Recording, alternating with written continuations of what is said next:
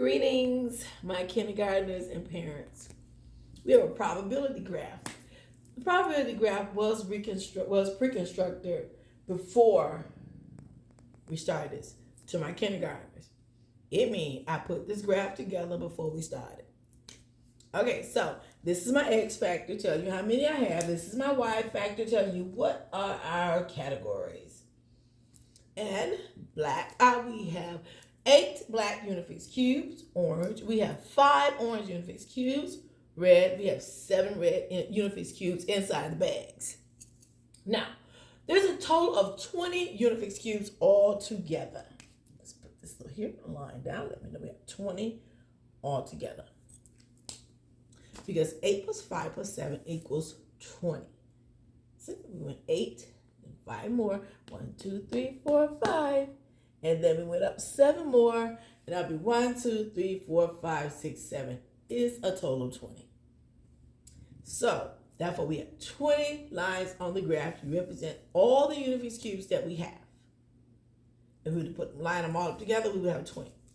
But we only have 8 black, 5 oranges, and 7 reds. Let's see the probability of which one is going to be the most. When we look at it like this, like, Miss Giles, the black is the most, it's 8. 5 is the least because orange is the least because it's 5. Okay. And 7, that's going to be next in line. Okay. But let's see the probability. We're going to put them all in the bag.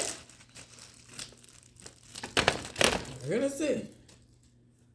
And this is why that was sitting on the side, not in the bag. Just to keep us reminded of what is what represents, what these numbers represent. Always keep the bags away from the children if you decide to do this at home, because the bag in itself is a choking hazard. In the classroom, I would have the bags behind me or inside something else. But keep the bags away from children because children is a choking hazard, just in case you decide to do this at home. Okay, here we go. Now, we're going to shake the bag.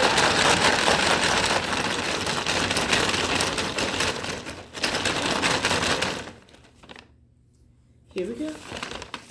And our first one is red. Our next one is black. And we have and we have red. And we have red. And we have black.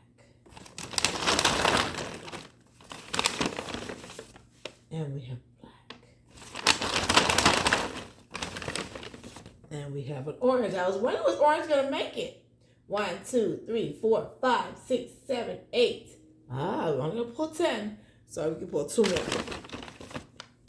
And we have orange. And we have red. It's basically the highest one we would have is black, and the lowest one we could have is 5, and that's the orange. Well, and 7 is like the middle. But it's not the middle when we look at this.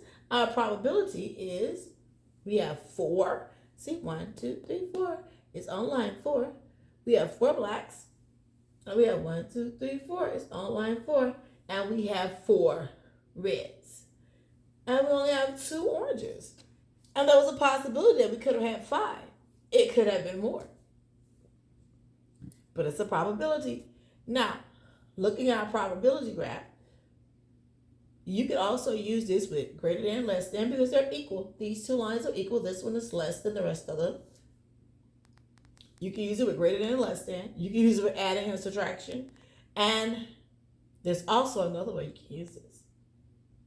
But right now, this is our probability. We'll be right back. Now, we're back. You're like, oh, the word looks the same. It does. It looks the same, but it also looks different. Because now, remember I told you we had 20. This is our mathematical probability graph. And you're like, what? Yes, because now we changed it to where there's 8. Remember, we had 8 blacks out of the 20. Out of the 20 that we had, and we have 5 oranges out of the 20 that we had, and we have 7 reds out of the 20 that we had. We know we have 20, but it just shows you a different way of writing it. Now, parents, remember, kindergarten is always foundation builders.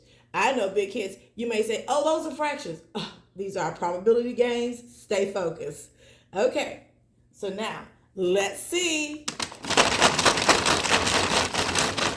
This is our experimental probability. Now, we're going to see which one of these is going to be greater than, less than, which one's going to be the most, because by right, there's 8 blacks, there are 5 oranges, and there are 7 reds. By right, it should be black, and the lowest number should be orange. But let's experiment. Let's see, is that the way it's going to work out? Okay, here's orange. Here's another orange. Here's black. We got 3. All right, there's another black. Here's a red. Uh-oh. Here's red.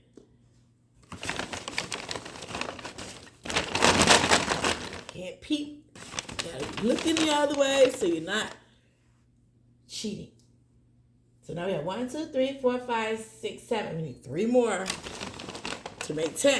So I'm pulling out 10. So I pulled out 2 this time.